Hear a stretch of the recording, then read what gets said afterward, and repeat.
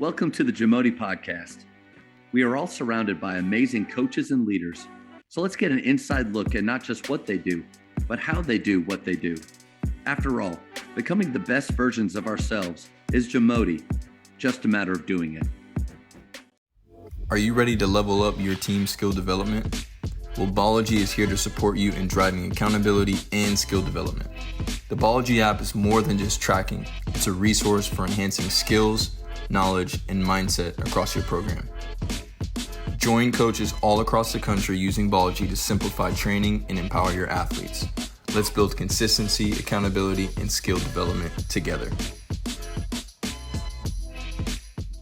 So, Coach, last year, 34-5? I believe that's what we were. Yes, sir. That's incredible. So congratulations on that. I don't know what 34 looks like in a season, but that's awesome. But it's not just one season. Like, you've had sustained success in your time there. 400th career win also this last year, which is another amazing milestone. I want to get at those 5 losses though, and maybe some defeats you've had in the past. I think we all, like, I start out the year talking about it. We all deal with that. How do you handle defeat with your team? Man, I love what you said about talking about it at the beginning, because I love this question. I think there's probably 6 or 7 different ways that we could go at this question. I think there's so many there, but I think how you handle defeat may be one of the most important things that you do throughout the season. And so what is it? Is it Saban that says never waste a failure? I mean, it's such a teachable moment.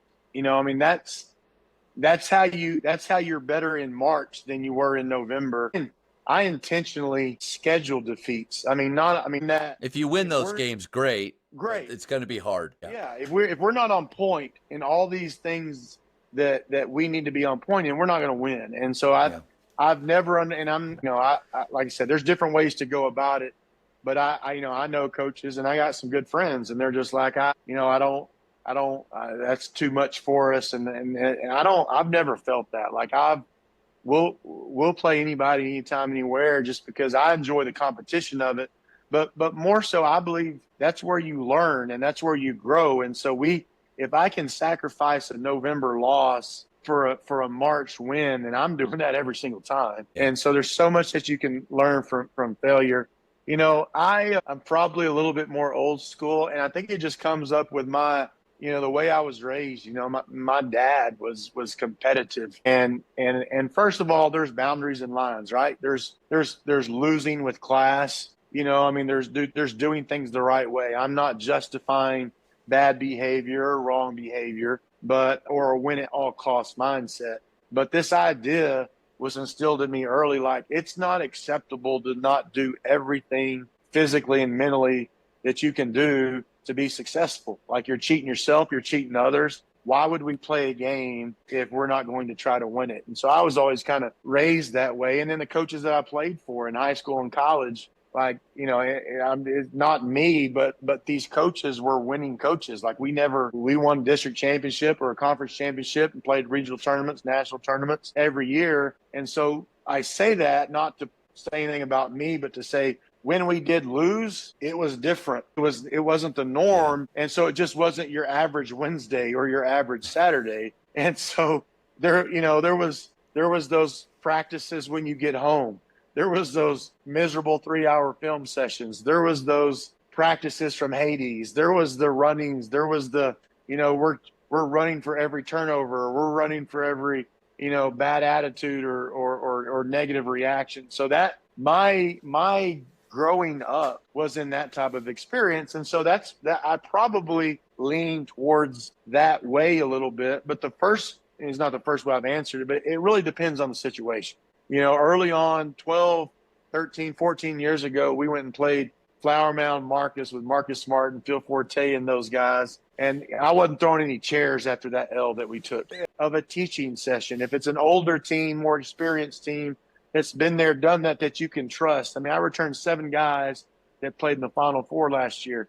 So I have, a team of 9 seniors. They have my trust. they've been there and done that, and so I can maybe handle it a little bit different. But like, we want to make sure we don't waste a failure, and film is so important to us. And we watch lots of film after a loss, and we're cutting things up. The things that I'm wanting to be emphasized are going to be emphasized in that film session. And it could just be an honest film session that gets their attention. It could be 7 straight clips of bad transition defense or whatever. Pause. We're going out the court. We're sprinting. We're working on sprinting back for however many times, and then we're going back in the film session. So, I think I've kind of been all over the place in how you handle a loss. But like, number one, we're going to make sure we handle it and not waste that opportunity to grow and learn from it. Yeah, Coach, I think there's a lot of golden nuggets there. And I'll start with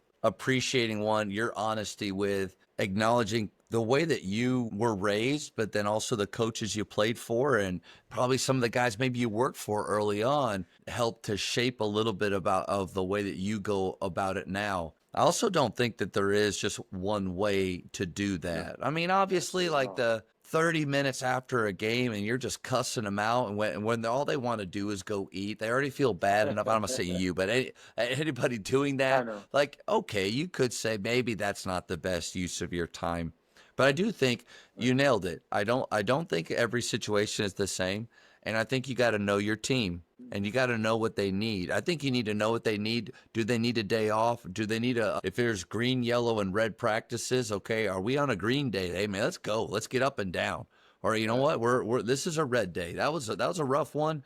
We're a little banged up. Like, you got to know your team. I think you got to know your team with your losses. And there are going to be different ways that I'm a lot like Coach Drew now, and unfortunately more like Dave Bliss for a few years in how I coached my teams. But now I've a lot more like Coach Drew, and he talked about, like, right after the game, super short, because he didn't want to say or do anything in the moment and be wrong. Because what you think you saw, maybe you didn't see. And I don't know if you're this way, but I've watched film after a game thinking we sucked, and you know what? After film, we're close, fellas. Like, we're not that far away. We're doing a lot of things right. The opposite is true. We win. I'm watching them. I'm thinking, golly, and we're far. We're far from it. But that gives you the time to not be resulting, to get out of your own feelings, and the next day address it however you feel like it needs to be addressed. I also thought about, and I don't know if I've ever put this together before, but I would personally like to, maybe if like this is a goal, I would like to handle defeat the same way that I handle shot selection. Because I think I handle shot selection really well. And I don't know if I handle defeat the same way. So with shot selection, if it's the right shot for us, make or miss, I'm okay with that. Yep. If the shot selection, if the decision's wrong, I try not to get my emotions involved and I teach from that. So with that kind of idea is, if we lost a game, like you said, to Flower Mile Marcus, but man, we took our shot. Like, that's our shot. And I don't want anything different from that. Then I handle that loss that way. If there are some things, I always try, there's maybe an asterisk by this, like energy and effort, like that's like breathing, man. You got to bring that. Like we have a whole other slew of issues if that's not showing up. If there are some things with our decision making, like a bad shot, I want to come about it in a way of teaching. And I think you nailed that with all that, but I don't know. I think the way that you deal with shot selection might be really close to the way that you handle defeat. Well, I've never heard that before. I think that makes a ton of sense. And you alluded to it. I think maybe the hardest thing, though, as a coach and a leader is handling success, because that's really when they need me, And I mean, yes, those teachable moments where I can pour in, remind, have we been talking about these things? But when they're walking around campus on a 12-game winning streak and everybody's patting them on the back, ask them who they play. Oh, y'all are going to kill them. I'm not even coming to watch. Like, when they're being told how great everything is, are you the truth teller? Are you the guy, that can break down film and in a win and be able to get in there and say, okay, well, here's the good things, but let me here's some things that if we don't address, we're not going to have that same feeling after the game. That's a great point. I was going to ask you, 34-5, how do you keep them? Because humility is one of our standards. And I think humility says you're never as great as you think you are.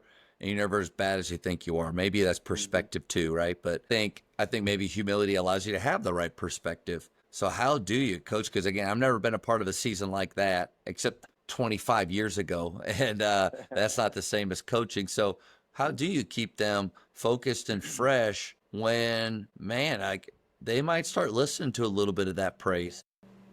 No doubt. I mean, it's a challenge. Well, old Nick Saban again's made the process famous. You can't be outcome driven. If a win means it's a good day and a loss means it's a bad day, then I think I'm going to stumble somewhere along the way. What's the process look like? And because we're process driven, then every day is a new day. So I mean, we've had huge wins, and then we're at practice, and 15 minutes into practice, we're feeling ourselves a little bit, and so that's where I show up. And so I'm not real worried about the game yesterday, because right now in the moment we're not very good. And so I think, can I attack every day for what it is, a new day?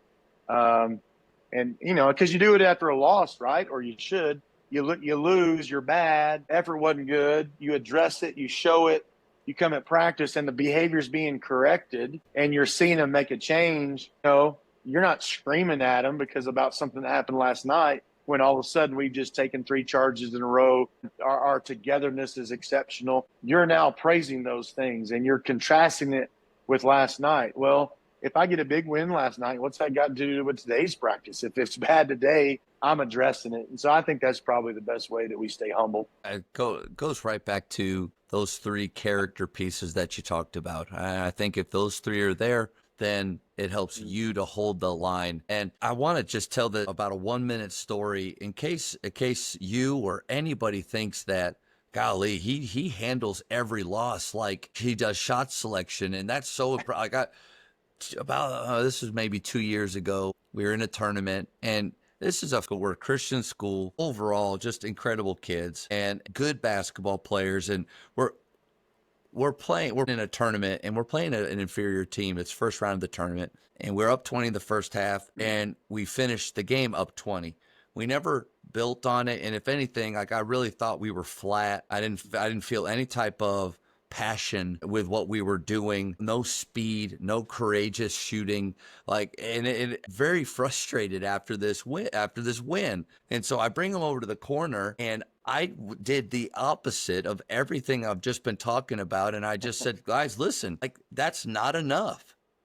It's not enough to do what we did in that second half. We were complacent. We weren't in the moment. We weren't thinking next possession. We were resting on what we had done before. We were turning down shots why are we even thinking about that? And I was like, guys, I just listen. And in the behind them, I see my wife and the parents huddling around, grabbing things, and they look like poster boards. And it was win 200 for me.